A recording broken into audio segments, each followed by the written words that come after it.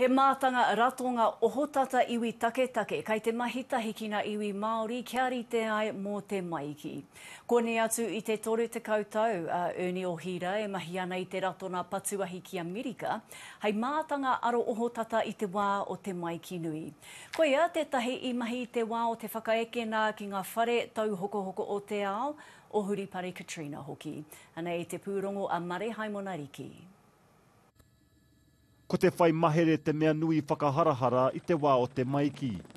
We always say that you have a plan, you have a backup plan, you have an emergency plan, and then you have an oh, wow plan.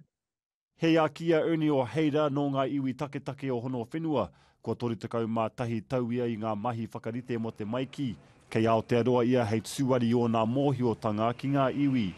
So I responded with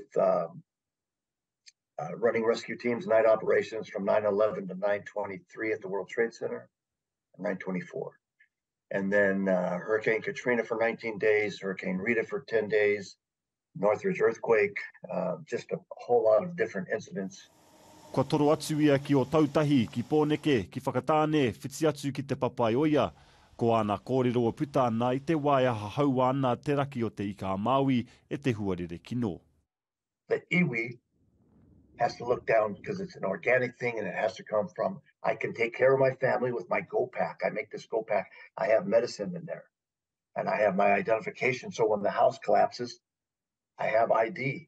Do we have generators? Do we have fuel? Do we have water? Do we have tents? Because occasionally it rains here, I've noticed. And those people that don't have a home anymore, where are you going to put them? You can't keep them outside. You have to have a tent. You have to have thought those things out. What are the people going to need? Mare Haimona Riki, te ao mārama.